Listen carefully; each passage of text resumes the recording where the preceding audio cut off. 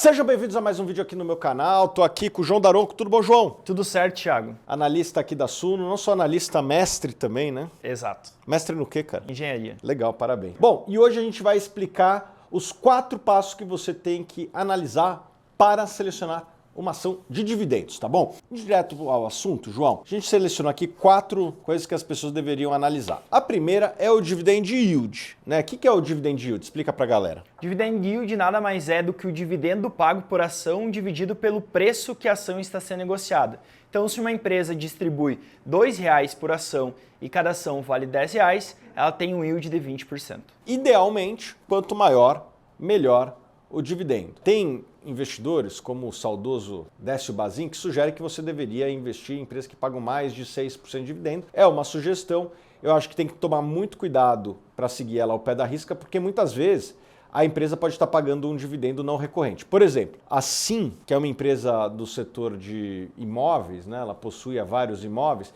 vendeu ativos, vendeu seus principais propriedades e pegou esse dinheiro e retornou para o acionista. Quem entrar no site Status Invest, que é um site muito bom e tal, vai ver lá uma distribuição de lucros fenomenal, um dividend yield enorme. Tem que tomar cuidado com isso, né, João? Exato. Tem até um outro exemplo que é a Petrobras. Ela não vendeu nenhum tipo de ativo, mas passou por um ciclo muito bom do petróleo.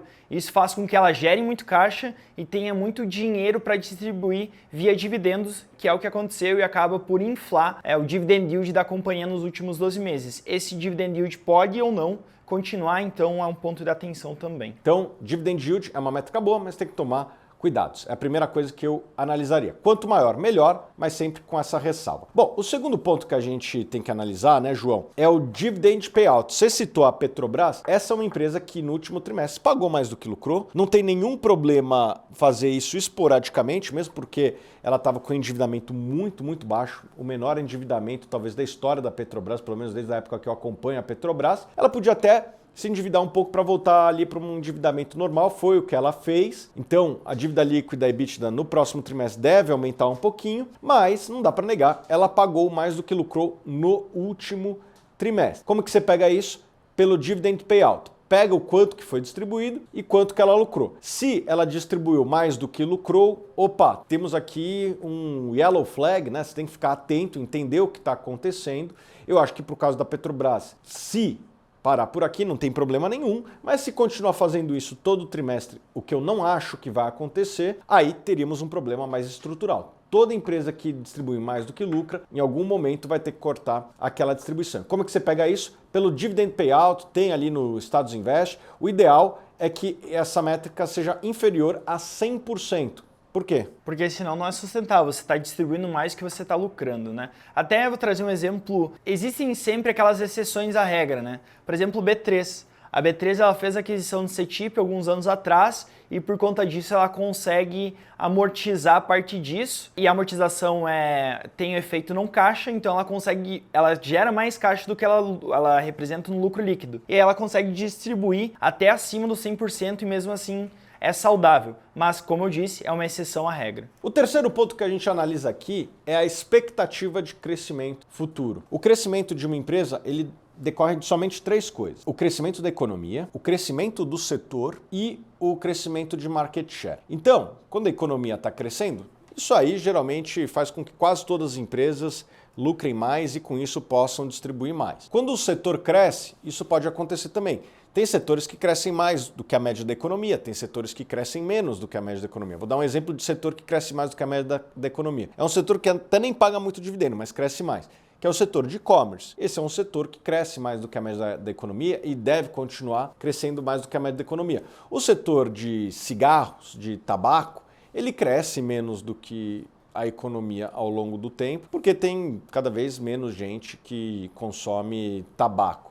Então, tem setores que crescem mais, tem setores que crescem menos. Eu gostaria de investir em empresas que crescem aí, pelo menos em linha com o resto da economia. E obviamente que isso aqui, João, a gente consegue ver o crescimento passado, mas o problema do futuro é que a gente não sabe como é que ele vai se dar. E a gente tem que fazer estimativas na hora que a gente vai analisar uma empresa. Pô, a Vale vai pagar mais dividendo ano que vem ou menos dividendo?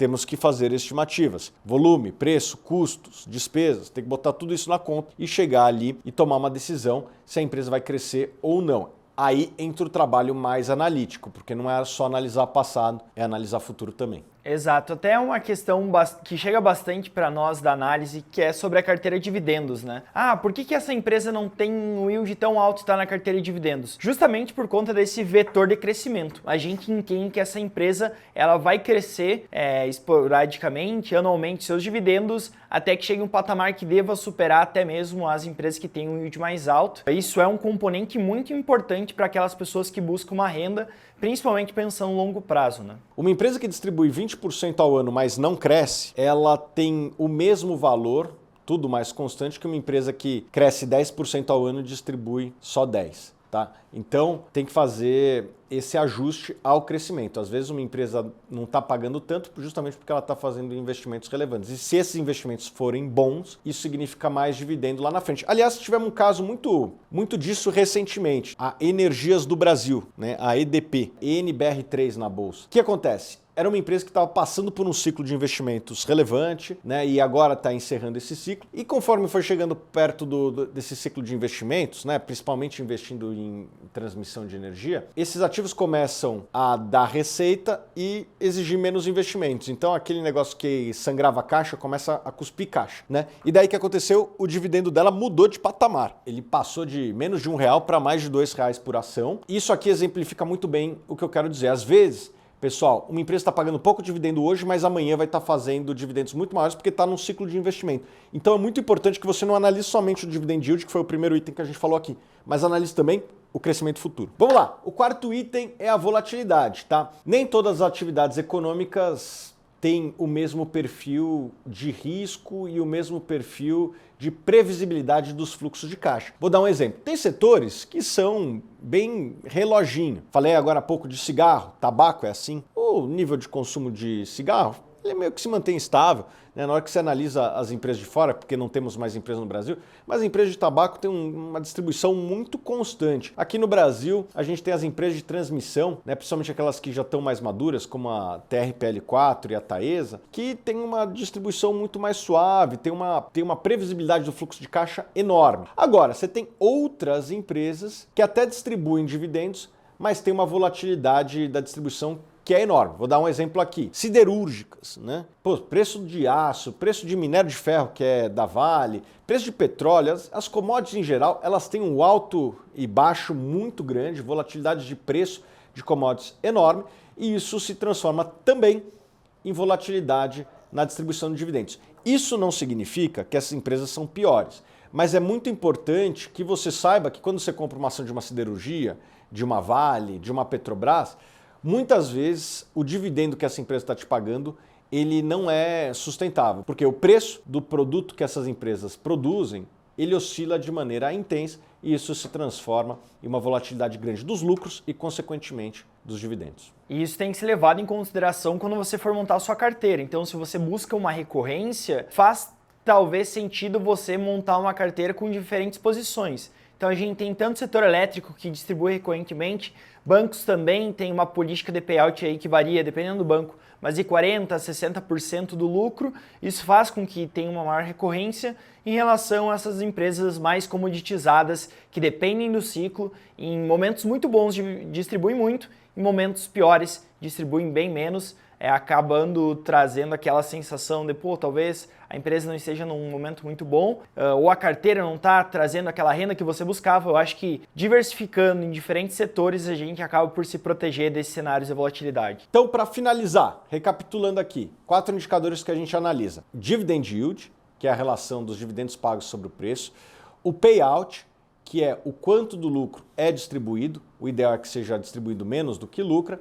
O potencial de crescimento dessa empresa e a volatilidade dos dividendos. Se você se interessa por ações de dividendos, eu e o João aqui na Suno, a gente faz exatamente isso. A gente seleciona ações de dividendos para os nossos assinantes. Faço convite aqui para você se tornar um assinante da Suno. Tem muito mais do que isso, mas esse é um dos chamarizes. A gente tem essa especialidade que é encontrar ações de dividendos para você. Vou botar aqui um link na descrição para você se tornar o nosso assinante. E me fala uma coisa, qual ação de dividendo você investe? Bota aqui nos comentários que eu vou selecionar alguns aqui e responder, tá bom? Forte abraço e a gente se vê nos próximos vídeos.